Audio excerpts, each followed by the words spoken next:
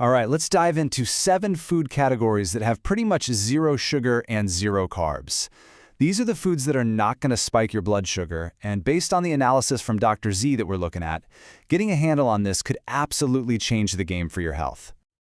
So, why does this matter so much? Well, get this.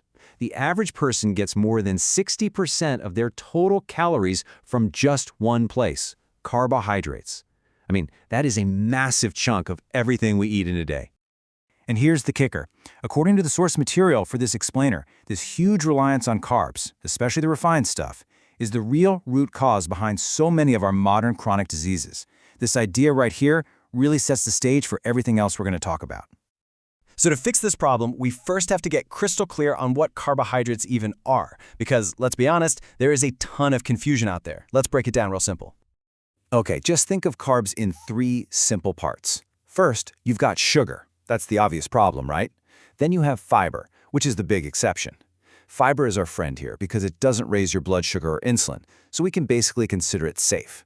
And then finally, there's starch, which is the hidden danger. Now let's zoom in on starch for a second. A lot of people have no idea that starch can actually be more dangerous than just plain sugar. Why? Because the refined starches you find in so many processed foods, they're not just stripped of all their nutrients, they're often loaded up with preservatives and chemicals to make them last forever on a shelf. And that brings us right to grains, which the source points out have 3 huge problems. First, there's gluten, which is a protein our bodies just weren't designed to digest properly. Second is the refined starch itself, which we just talked about. And third is the sugar that the starch turns into as soon as it hits your digestive system. All right, next up, let's tackle a massive myth that almost all of us have been taught to believe is true. It's all about what our brain actually runs on. Come on, you've heard this a million times, right? This idea that our brain must have glucose from sugar and carbs to work. It sounds so official, so scientific. But is that really the whole story? I mean, think about it. If that were 100% true, how could people on zero-carb diets, like the carnivore diet, not only survive, but actually feel better than ever and even reverse diseases? Something else has to be going on. And here's the answer. Your brain is incredibly flexible. Yeah, it can run on glucose from carbs, but it can also run just as well, if not better, on an alternative fuel called ketones, which your body makes from fat. And this is so important. While you have essential fats and essential proteins that you have to eat, there is no such thing as an essential carbohydrate. And here's the coolest part. Even if you eat zero carbs, your body has this amazing built-in backup generator. It's a process called gluconeogenesis, where your liver literally creates the tiny amount of glucose your body needs from other things, like protein. Your body is smart. It's got this handled. Okay, so now that we've cleared up the science, let's get to the good stuff, the practical side. Here are the 7 categories of foods straight from Dr. Z's analysis that have virtually zero sugar and zero carbs. Kicking off our list at number 1 is pure, healthy fats. We're talking about things like butter, ghee, fish oil, olive oil, and coconut oil. Since they have zero carbs, they don't cause those nasty insulin spikes that are linked to so many health problems. They just give you clean, stable energy without the crash. Coming in at number 2 is a big one. All types of meat. Yep, beef, mutton, chicken, fish, they're all incredible sources of protein and healthy fat with practically zero sugar and zero carbs. The source material even suggests that by focusing on these super nutrient-dense foods, you can actually help reverse major illnesses because you're giving your body all the good stuff it needs without the inflammation. For number 3, we have what might be one of the most powerful food groups on the planet. And that is organ meats. Liver is the one most people think of, but this whole category is packed with some of the most nutrient-dense foods you can possibly eat.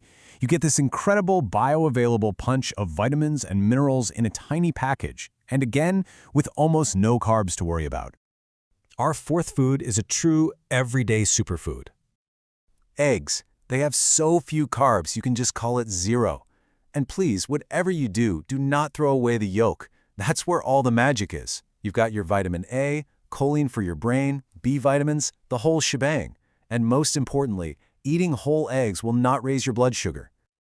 All right, for number 5, let's head to the C. We're talking about seafood and especially shellfish, like prawns and shrimp. The carb count is basically nothing, but the benefits are huge. They are loaded with trace minerals like selenium and zinc, which are so important for your hormones, and they're in a form your body can actually use. Number 6 is a good one, but it comes with a really important distinction. We're talking about raw, organic cheese, not that bright orange plastic wrap stuff. The real deal, in its natural state, is a powerhouse of vitamin K2. And vitamin K2 has a super important job. It acts like a traffic cop, making sure calcium goes into your bones and teeth where you want it, and not into your arteries where you don't. And finally, at number 7, a very select group of vegetables gets to join the party. So we're looking at specific low-carb veggies here. Think about things like watercress, mushrooms, spinach, lettuce, and cauliflower. The secret here is their super high fiber content. That fiber basically acts as a buffer, so it prevents the tiny amount of carbs they have from ever causing a spike in your blood sugar. Okay, so let's wrap all of this up. What is the one big, crucial takeaway from all of this?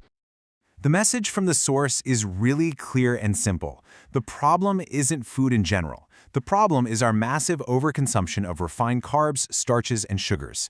By just shifting your plate to include more of these whole nutrient-packed foods we just went over, you can take a massive step towards better health. So, I'll just leave you with this final thought. You don't have to change everything overnight. Just look back at that list and ask yourself, what is one simple food from this list that you can add into your meals this week?